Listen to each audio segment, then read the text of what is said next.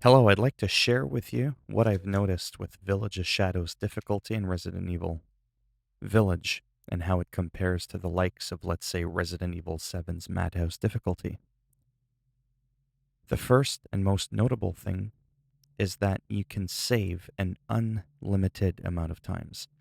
Unlike Resident Evil 7, you needed cassettes in order to be able to save. That is not the case in this game. As you can see, I can save as many times as I want with absolutely no care in the world. Now that we have that out of the way, the other big change between Village of Shadows and, say, Hardcore within this game, naturally, and as expected, enemies are going to be quicker. They're going to hit harder. They're going to be able to take more hits. That's granted. However, there's going to be more enemies. There's also going to be different enemy types that you normally wouldn't encounter until later in the game sooner. I'm going to give you a little quick example of that right now. When it comes to autosaving, it appears as though the game will autosave at the same periodic places that it does on other modes, but I could be wrong. When it comes to your health regeneration naturally, I did notice that it happens a lot less frequently, but I did notice a couple of times where my health bar at the top was in the orange and it naturally eventually went back to the green. Again, I don't fully know all the mechanics on this, but let's just take a quick look. The other thing I want to talk about is items. There's virtually no difference than any other mode. However, if you recall, in Resident Evil 7's Madhouse difficulty, keys and puzzles and stuff were different. This is not the case in this game. Everything remains what seems to be virtually unchanged. But again, enemy placement is different in that there's more of them. I'm going to showcase that over here. As you can tell, this guy's not really supposed to be here, is he? I'm also using a fully maxed out 4,500 damage per shot Stake Magnum. I can normally get this guy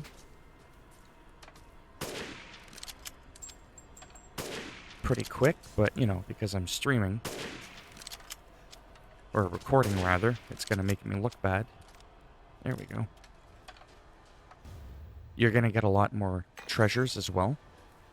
That goes the same with hardcore. The higher the difficulty, the better the lay drops and whatnot, and the treasures that you'll come across. And that is no different in the Village of Shadows.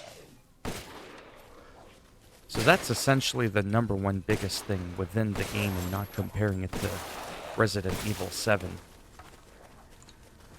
Is that there's just more enemies. That's really the biggest change. But I have to admit, it was quite surprising to see that I was able to save as many times as I wanted. All in all, close the door.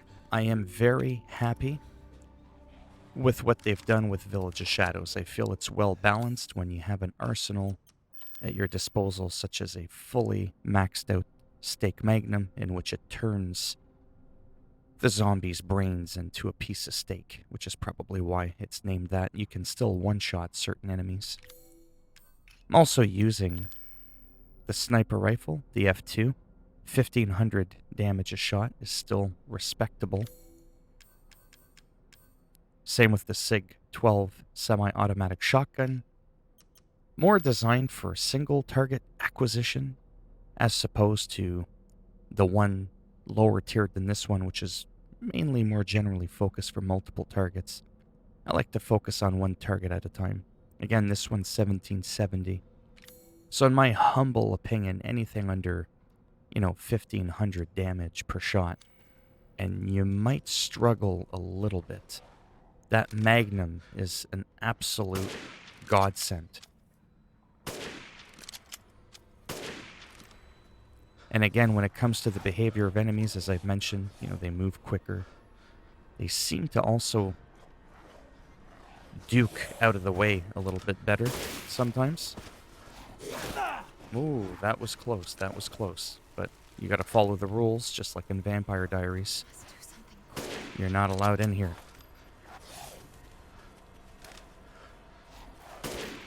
Exactly. Anyhow, I can't really think of anything else to talk about.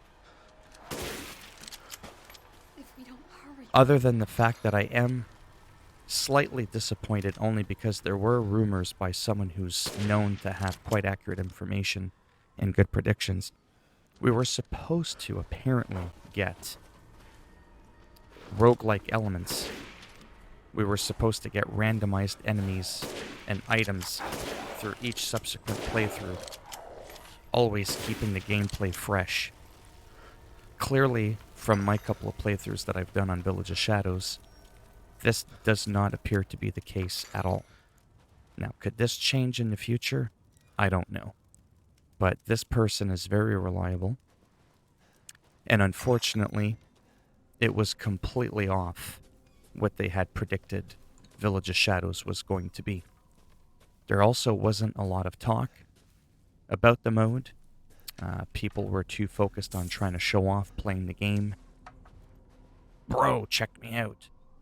But they weren't talking about the very important piece of information that I think most people would appreciate, and that is just what the fuck does this mode entail?